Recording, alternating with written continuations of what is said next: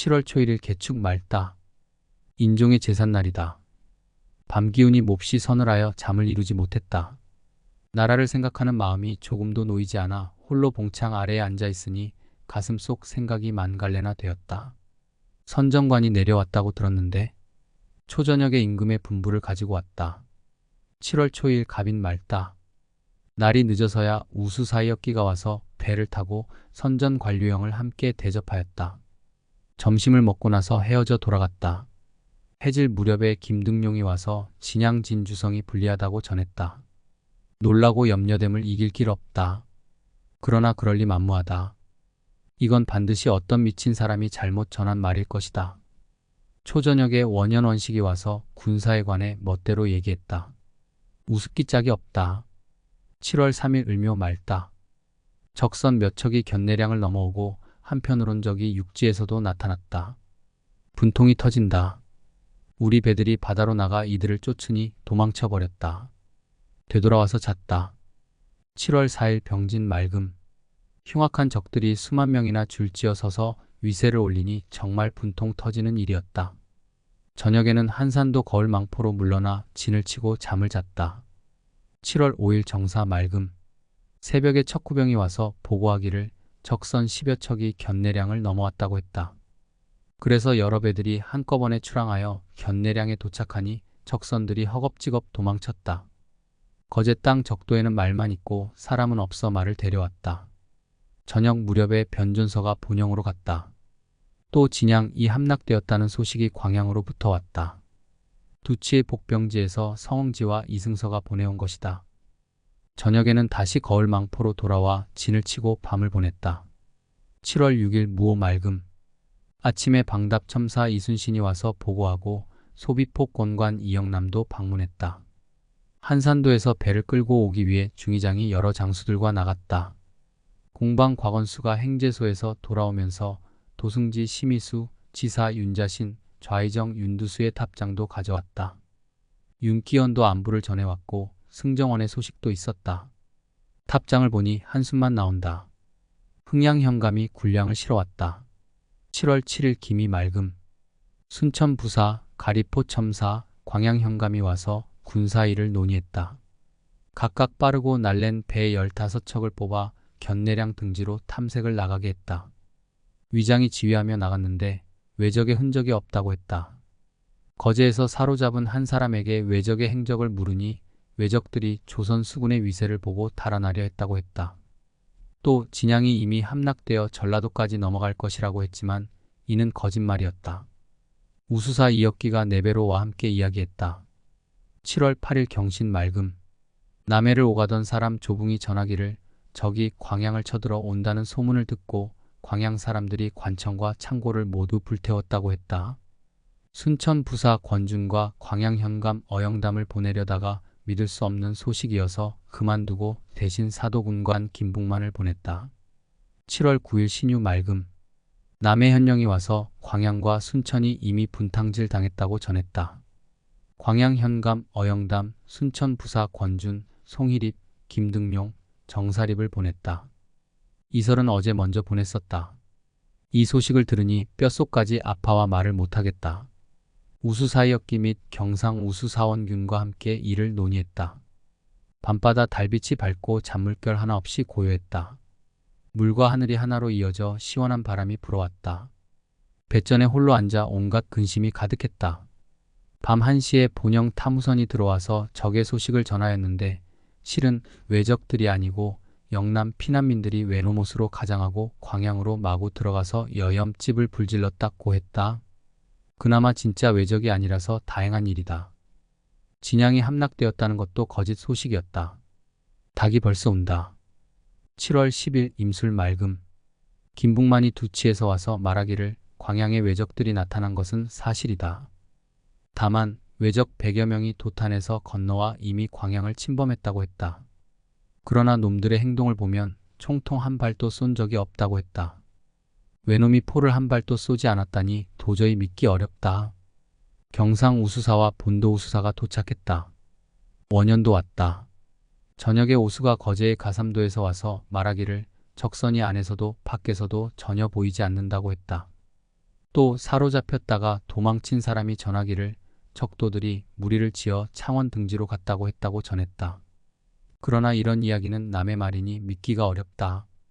초저녁에 한산도 끝에 있는 세포로 진을 옮겼다. 7월 11일 개해 맑음.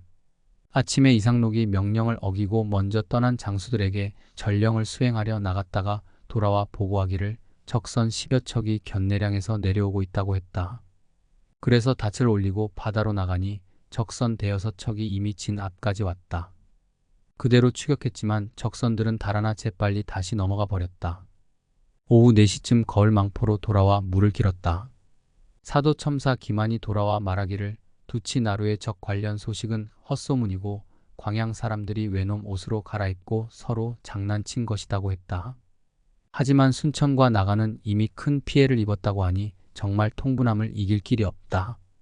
어두워질 무렵 오수성이 광양에서 와서 보고하기를 광양에서의 적변은 모두 진주와 그 고을 사람들이 흉계를 꾸민 것이었다. 고을의 고가는 비었고 마을도 텅 비어 하루 종일 돌아다녀도 사람 한 명 볼 수 없다고 했다. 순천의 상황이 가장 심각하고 나간이 그 다음이라고 했다.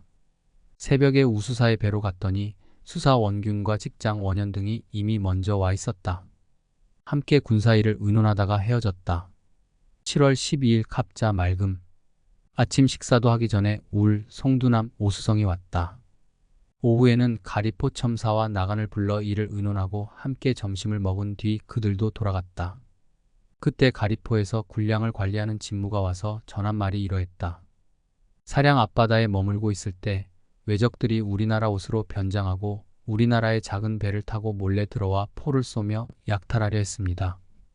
그래서 나는 즉시 가볍고 빠른 배 3척씩 묶어 총 9척을 보내어 그들을 잡아오라고 단단히 명령했다. 또한 각기 배 3척씩 지정해 창량으로 보내어 요새를 방어하고 돌아오라고 지시했다. 그날 고목이라는 사람이 찾아왔고 광양과 관련된 소문은 헛소문이라는 이야기를 전해 들었다. 7월 13일 을축 맑음. 저녁쯤 본영에 탐우선이 들어와서 이렇게 보고했다. 광양과 두치 같은 곳에는 적의 흔적이 보이지 않습니다. 흥양현감과 우수사가 찾아왔다. 그날 순천 거북함의 격군 중 경상도 사람인 종태수가 도망치다 잡혀 사형에 처해졌다. 저녁에는 가리포 첨사가 와서 보고를 했고 이어 흥양현감 배흥립도 찾아와서 말했다. 두치에서 잘못된 거짓 보고가 있었고 장흥부사 류의선이 겁을 먹고 우왕좌왕한 일이 있었습니다. 그는 또 흥양현 남양면의 창고에 있던 곡식을 모두 나누어 주고 개포로 흰콩과 중간콩을 각각 40대씩 보냈다고도 전했다. 이날 행주 대첩 소식도 전해 들었다. 초저녁에 우수사의 초대를 받고 그의 배에 갔더니 가리포에서 준비한 먹음직한 음식 몇 가지가 차려져 있었다. 그렇게 이야기하며 시간을 보내다 보니 새벽 3시가 되어서야 헤어졌다. 7월 14일 병인 맑더니 저녁에 비가 조금 내림. 진영을 한산도 두울포로 옮겼다. 비는 그저 땅의 먼지를 적실 정도로만 내렸다. 몸이 몹시 아파 하루 종일 신음하며 지냈다. 순천 부사 권준이 찾아왔는데 본부의 일을 말로 제대로 전하지 못했다. 함께 점심을 먹고 그대로 머물렀다. 한산도 두울포에 계속 머물렀다. 7월 15일 정미 날씨가 맑게 갬. 저녁쯤 사량의 수색선, 여도만호 김인영, 그리고 순천의 김대복이 찾아왔다. 가을 기운이 바다로 스며드니 나그네의 마음이 어지럽다. 홀로 봉창 아래에 앉아있으니 마음이 몹시 번잡하다. 달빛이 배 옆을 비추니 정신은 맑아지는데 쉽게 잠을 이루지 못했다. 그렇게 밤이 깊어 닭이 우는 소리가 들려왔다. 7월 16일 무진 아침에 맑다가 저녁 나절에 구름이 끼었다.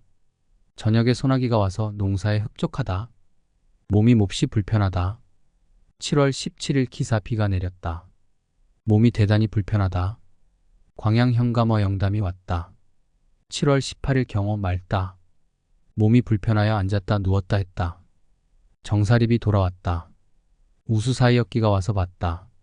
신경왕이 두치에서 와서 적의 소문이 헛소문임을 전하였다.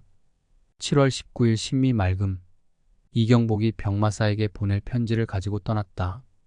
순천 부사와 이영남이 찾아와 진주 하동, 사천, 고성 등지에 있던 적들이 이미 모두 도망쳐 자취를 감추었다고 했다.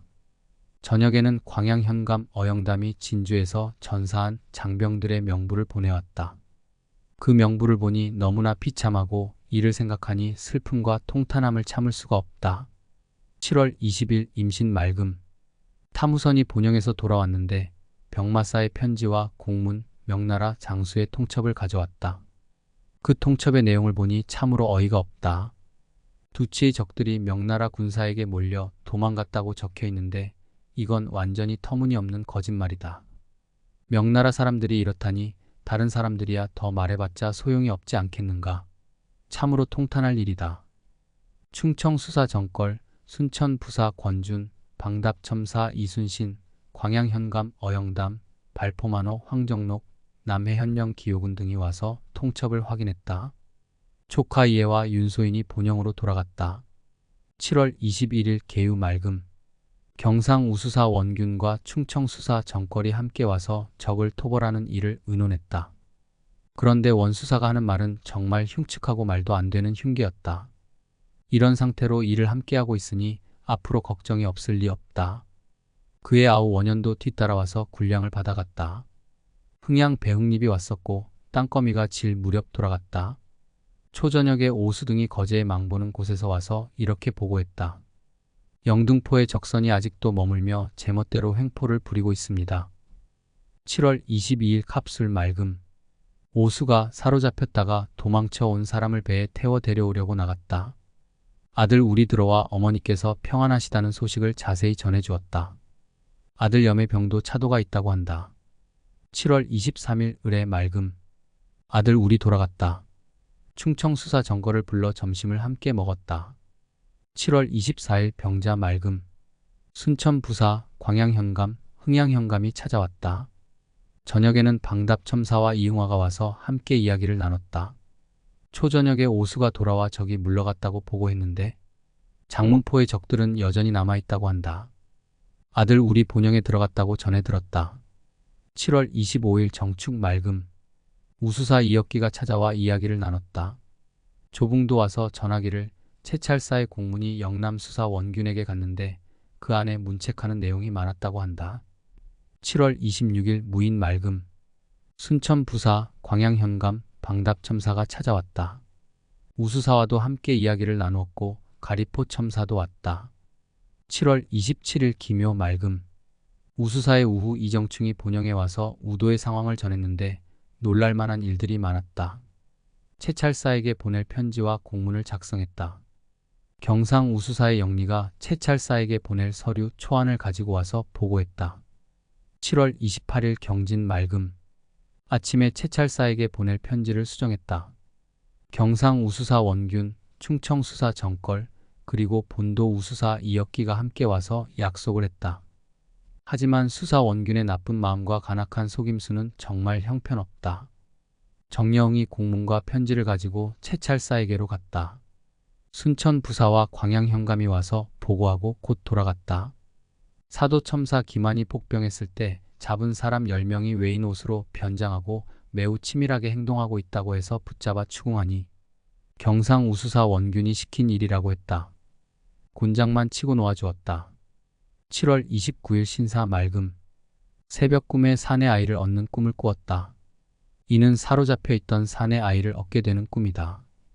순천부사, 광양현감, 사도첨사, 흥양현감, 방답첨사를 불러 이야기를 나눴다. 흥양현감은 학지를 앓고 있어서 곧 돌아갔고 남은 사람들은 조용히 앉아 있었다. 방답첨사는 복병할 일 때문에 떠났다. 본영의 탐후인이 와서 전하기를 아들 염의 병이 차도가 없다고 하니 몹시 걱정이 되었다. 저녁에 보성군수 김득광, 소비폭 권관 이영남, 나간 군수 신호가 들어왔다고 전해졌다. 8월 초일일 이모 맑음. 새벽 꿈에 큰 대궐에 이르렀다. 그 모습이 마치 서울과 같았다.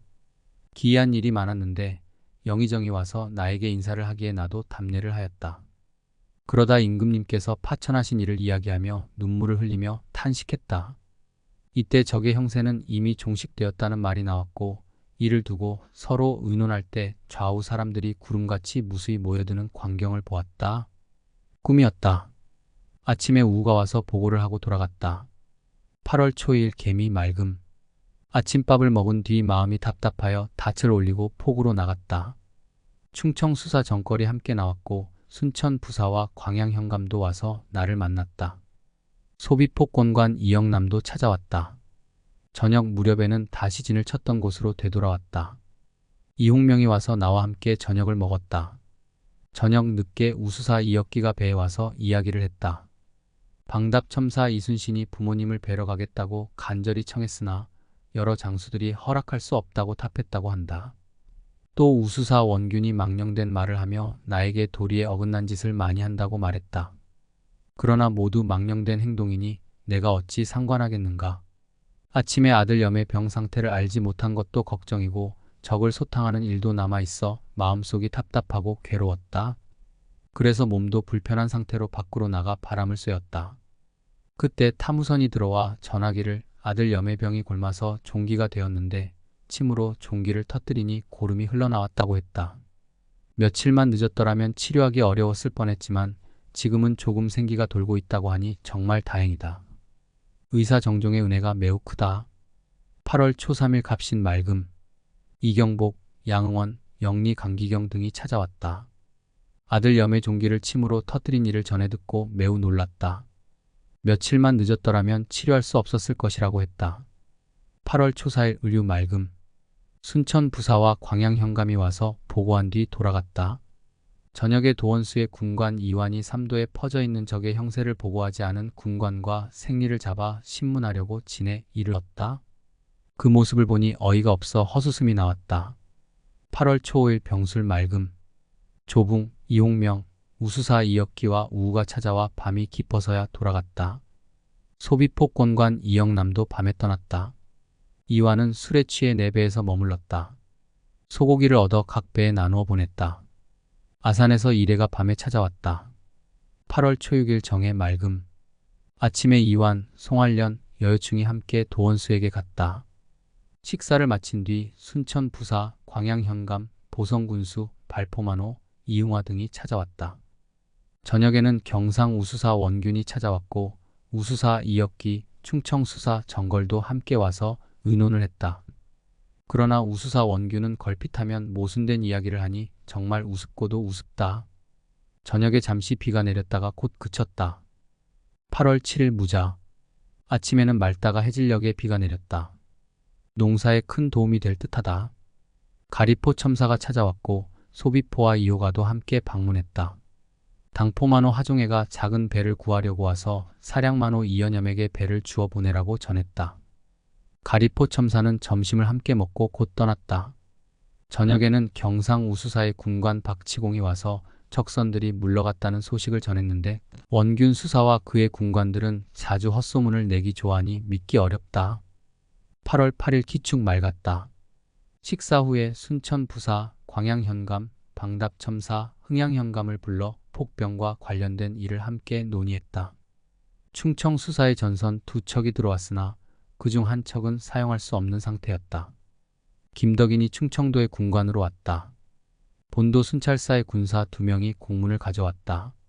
적의 상황을 알아보기 위해 우수사가 유포로 가서 원균 수사를 만났다고 하는데 참 우스운 일이다. 8월 9일 경인 맑았다. 아침에 아들 회가 들어와 어머니는 편안하시고 염의 병도 조금 나아졌다고 전하니 기쁘고 다행스러웠다. 점심 후 우수사 이혁기의 배로 갔더니 충청 수사 정걸도 와 있었다. 영남 수사 원균이 폭병군을 한꺼번에 보내 폭병시키기로 약속해놓고 슬며시 혼자 먼저 보냈다고 한다. 참 이상한 일이다. 8월 10일 신묘 맑았다. 아침에 방답의 타무선이 임금님의 분부와 비변사의 공문, 감사의 편지를 가지고 왔다. 해남현감 위대기가 방답첨사 이순신과 함께 방문했다. 순천 부사와 광양 현감도 왔다. 우수사 이혁기가 청하길래 그의 배로 갔더니 해남 현감이 술자리를 마련해 두었다. 그러나 몸이 좋지 않아 간신히 앉아 이야기를 나누다가 돌아왔다. 8월 11일 임진. 늦게 소나기가 쏟아지고 바람이 몹시 불었다. 오후에는 비가 그쳤으나 바람은 계속되었다. 몸이 몹시 불편하여 온종일 앉았다 누웠다를 반복했다. 여도만호에게 격군을 잡아올 일로 보내며 사흘 안에 다녀오라고 지시했다. 8월 12일 개사. 몸이 몹시 불편해 종일 누워 신음했다. 원기가 약해 땀이 계속 흘러 옷을 적시는데도 억지로 일어나 앉았다. 저녁 무렵 비가 오다가 그쳤다. 순천 부사와 우수사가 찾아왔고 방답첨사 이순신도 다녀갔다. 하루 종일 장기를 두었으나 몸 상태는 좋지 않았다. 가리포 첨사도 방문했다. 본영의 탐우선이 도착하여 어머니께서 평안하시다는 소식을 전해주었다. 8월 13일 가보. 본영에서 온 공문에 결제하여 보냈다. 몸이 너무 불편해 홀로 창 아래에 앉아있으니 온갖 생각이 밀려왔다. 이경복에게 장계를 가지고 가라고 전해보냈다. 경의 어머니의 노자는 채자로 보내주었다. 송두남이 굴량미 300섬과 콩 300섬을 실어왔다. 8월 14일 을미. 맑았다. 방답첨사 이순신이 제사 음식을 준비해 가져왔다. 우수사 이역기, 충청수사 정걸, 순천부사 권준도 함께 찾아왔다. 8월 15일 병신 맑음. 오늘은 한가위였다. 우수사 이역기, 충청수사 정걸, 순천부사 권준, 광양현감어 영담, 나간 군수신호, 방답첨사 이순신, 사도첨사 김환, 흥양현감 배흥립, 녹도만호 송여종, 그리고 이응화, 이홍명 등 여러 관리들이 한자리에 모여서 이야기를 나눴다. 저녁에는 아들회가 본영으로 갔다. 8월 16일 정유 맑음. 광양현감어 영담이 제사 음식을 준비해왔다. 우수사이역기, 충청수사정걸, 순천푸사권준, 방답첨사이순신, 가리포첨사구사직, 이응화 등도 함께 왔다. 아침에 소식을 들으니 제만춘이라는 사람이 일본에서 어제 돌아왔다고 했다. 8월 17일 무술 맑음. 군선을 정비하고 좌별도선으로 옮겨 탔다. 저녁 무렵에는 우수사이역기의 배로 갔더니 충청수사정걸도 와 있었다. 제만춘을 불러서 신문에 보니 억울한 사연이 참 많았다. 하루 종일 함께 논의하다가 저녁 전에 헤어졌다. 돌아와 다시 지휘선에 탔다. 그날 밤은 달빛이 대낮처럼 밝고 물결은 비단처럼 부드러웠다. 마음속에 복잡한 감정이 가득 차 견디기 어려웠다. 새로 만든 배로 이동했고 다시 제만춘을 신문하니 그의 사연이 참 안타까웠다. 8월 18일 기해 맑음. 우수사이역기, 충청수사정걸과 함께 이야기를 나눴다. 순천부사와 광양현감도 방문했다. 그때 조붕이라는 사람이 와서 전하기를 경상우수사의 군관 박치공이 장계를 가지고 조정으로 떠났다고 했다. 8월 19일 경자 맑음. 아침 식사를 하고 나서 원균 수사가 있는 곳으로 가 그를 내 배로 오라고 요청했다. 우수사이역기, 충청수사정걸도 함께 왔고 원균 동생 원현도 같이 이야기를 나눴다. 대화 도중 원균이 음흉하고 도리에 맞지 않는 말을 많이 했다. 그가 겉으로는 그럴듯하게 행동하지만 속이 엉망이라는 점이 한탄스럽다. 원균의 형제가 떠난 뒤에는 천천히 노를 저어진으로 돌아와 우수사, 정수사와 더 깊이 이야기하며 논의했다. 8월 20일 신축 맑음. 아침을 먹고 난 후 순천부사, 광양현감, 흥양현감이 찾아왔다. 이응화도 함께 왔다. 송일입이 순찰사에게 문안 겸 제만춘의 신문 기록을 가지고 갔다. 방답첨사와 사도첨사에게 명령을 내려 돌산도 근처에서 이사에 살며 도둑질을 일삼는 무리들을 두 패로 나눠 모두 잡아오라고 했다. 저녁에는 정량만호 고여우가 찾아왔는데 밤이 깊어서야 떠났다. 8월 21일 이민 맑음. 8월 22일 계묘 맑음. 8월 23일 갑진 맑음. 윤관과 조카네 해가 찾아와 어머니께서 평안하시다고 전해주었다. 그러나 울은 학지를 앓고 있다고 한다. 8월 24일 을사 맑음. 조카해가 돌아갔다. 8월 25일 병호 맑음.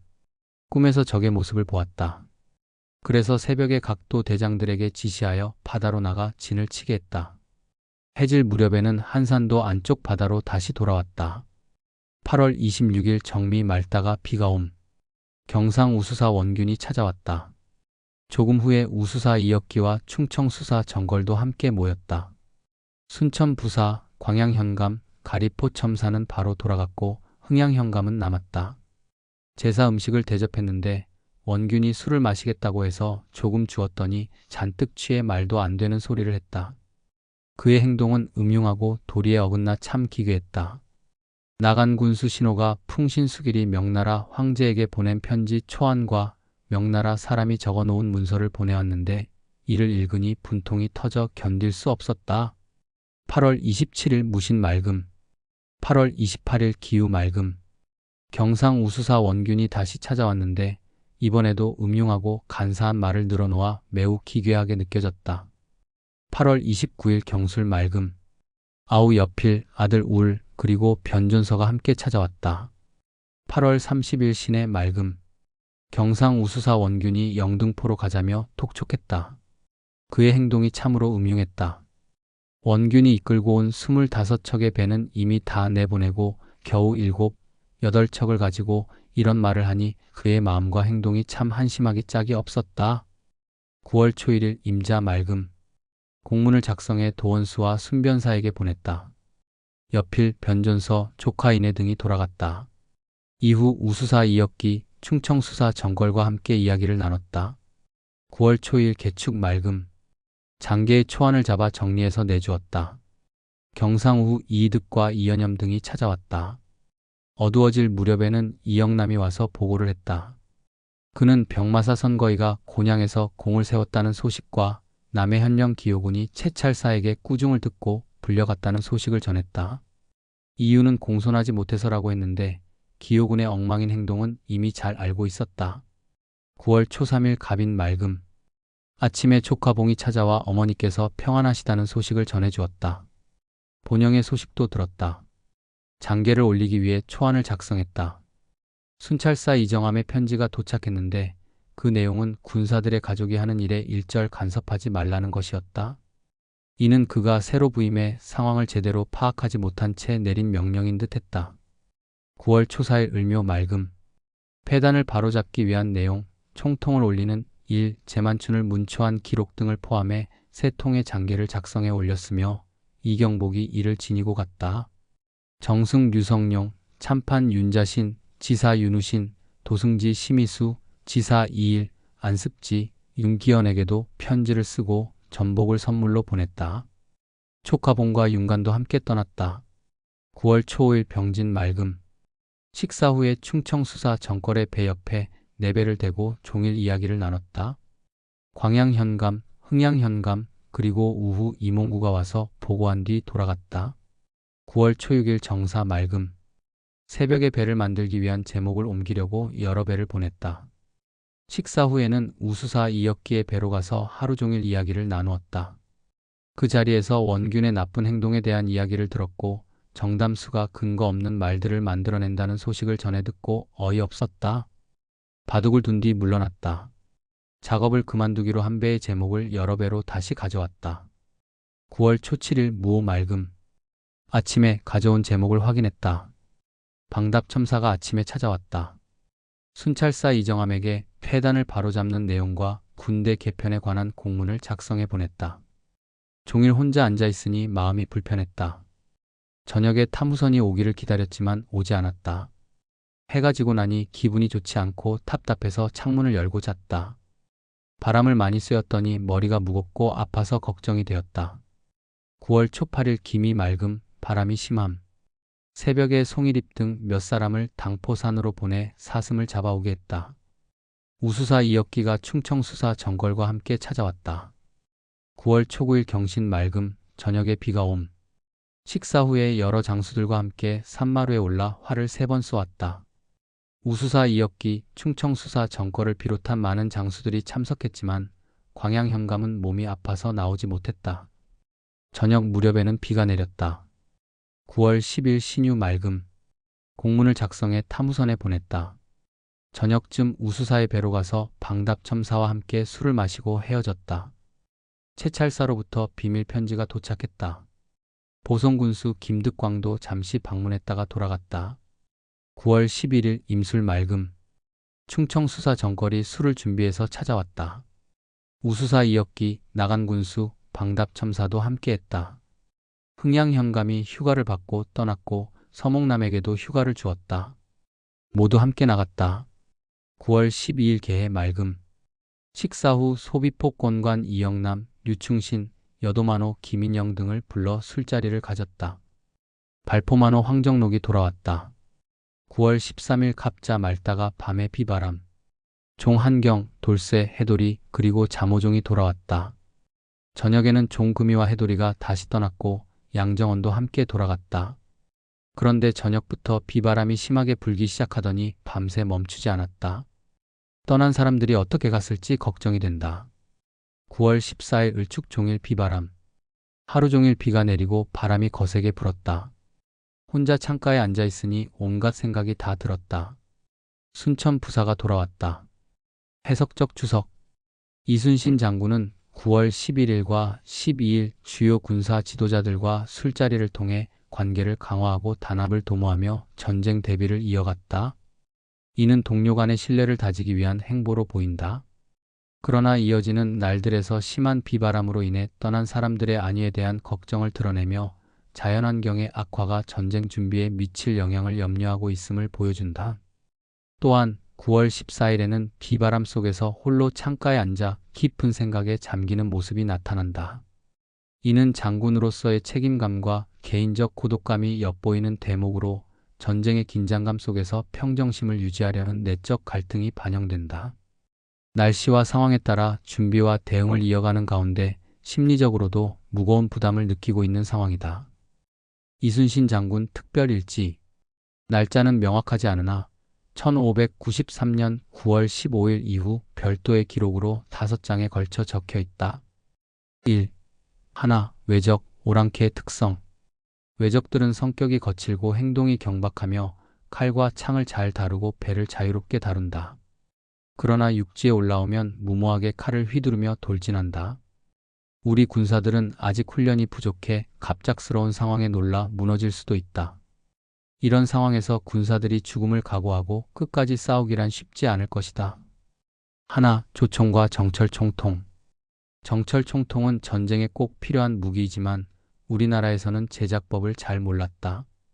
그러나 여러 연구 끝에 정철 총통을 만들어냈고 이는 왜군의 총통보다도 우수하다.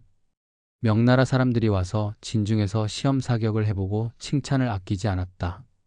제작법을 확실히 알게 되었으니 순찰사와 병마사에게 견본을 보내 같은 방식으로 더 많이 만들도록 지시하고 공문을 돌렸다. 하나, 수군의 전과. 작년 변란이 일어난 이후로 수군은 수십 차례 전투를 치렀다. 적군은 매번 꺾이고 패했으며 우리는 한 번도 패배한 적이 없다. 2. 나라는 혼란스러운데 누가 충신으로 나설 것인가? 나라는 갈팡질팡 어지럽고 충신으로 나설 사람이 누구인가? 서울을 떠난 것은 큰 계획이었으니 회복은 이제 그대들에게 달려있다. 국경에서 달빛 아래 슬프게 울고 압록강이 차가운 강바람에 가슴이 아프다. 신하들이여, 지금 이런 고난을 겪고 나서도 여전히 동인, 서인으로 나뉘어 싸우겠는가? 임금께서 지으신 이 시는 곽자이나 이광필 같은 충신을 바라는 간절한 마음을 담았다. 3. 약속과 다짐. 이제 적들이 여러 지역에서 영남의 바다로 몰려들고 있다. 육지로는 함안, 창원, 의령에서 진양에 이르고 물길로는 웅천과 거제까지 수없이 합세하고 있다. 도리어 서쪽 지역까지 그들의 흉악한 계략이 확장되고 있으니 이는 참으로 분통 터질 일이다. 지난해 늦가을부터 지금까지 여러 장수들이 얼마나 최선을 다해 임무를 수행했는지 그리고 시기를 따라 제대로 대비했는지 살펴보면 걱정스러운 일이 많다. 일부는 적과 먼저 싸우자고 다투며 의견이 갈리고 또 어떤 이는 욕심을 부리거나 늙은이들이 위험에 빠지는 것을 걱정하지 않고 승패를 가늠하지 않은 채 무모하게 돌진했다. 결국 이로 인해 적의 강력한 공격에 맞서지 못해 나라가 위험에 처하고 고통을 겪는 일이 벌어졌다. 이런 상황은 참으로 마음에 맺혀 잊을 수 없다. 이순신 장군 특별 일지. 충성과 다짐의 분노. 군사의 날카로운 기세는 바람과 비처럼 빠르고 강렬하다. 흉악한 적들은 넋이 나가 도망치고 숨는다. 나는 석자칼을 들어 하늘에 맹세했다. 산과 강이 떨릴 정도로 결심을 다졌으며 만번을 죽더라도 단 한 번 목숨을 구하려는 생각은 하지 않을 것이다. 지금의 심정은 오직 분하고 또 분할 뿐이다. 나라와 종묘를 안정시키기 위해 모든 충성과 힘을 다해 싸우며 죽고 사는 것을 내려놓았다. 겨우 작은 공을 세웠을 뿐인데 임금의 사랑과 은혜가 너무 커서 몸둘 바를 모르겠다. 하지만 장수의 자리에서 마땅히 해야 할 일을 제대로 하지 못했다는 부끄러움은 여전히 크다. 입으로는 교서를 외우지만 마음 한편에는 군인으로서 제대로 임무를 다하지 못한 죄책감이 자리하고 있다. 지금 적들에게 나라가 함락되면 우리는 앞으로 두 가지 세력 사이에서 고통받게 될 것이다. 국가를 회복할 시기는 바로 지금이다. 그러나 정치는 명나라 군사와 수레, 말들이 오기를 기다리며 우물쭈물하고 있다. 하루하루가 1년처럼 느껴진다. 적을 완전히 없애기보다는 화친을 하려 하고 있으니 답답하다. 이렇게 물러난 적들이 수년 동안 우리를 괴롭혔고 그 수치를 아직도 씻어내지 못했다. 나라를 잃은 분노와 부끄러움은 하늘까지 닿을 듯하다. 임금께서는 서쪽으로 떠나셨고 나라의 종묘와 사직은 쓸쓸하게 버려졌다. 온 나라 안에 충성과 의리의 기운이 퍼져도 백성들의 희망은 끊어지고 있다. 나 자신은 비록 부족하고 겁이 많을지라도 몸소 화살과 돌을 무릅쓰고 적 앞에 나서 나라에 보답하려 한다. 지금 이 기회를 놓친다면 나중에 후회해도 소용이 없다. 도끼와 쇠뇌는 군문에 두고도 오랫동안 쓰지 않으면서 파수꾼에게 말하길 설사 적이 다가오지 않는다 하더라도 내 집이 불타고 욕을 당하지 않도록 대비하라고 했다. 이 무기들은 바로 위급한 상황에서 사용해야 할 것이다. 더군다나 우리는 여러 번의 해전에서 승리해 적의 기세를 크게 꺾었고 군사들의 함성은 바다를 뒤흔들 정도로 강렬했다. 비록 우리의 군사가 적에 비해 적을지라도 그들은 우리의 위세를 두려워해 감히 정면으로 맞서 싸우려 하지 못하고 있다.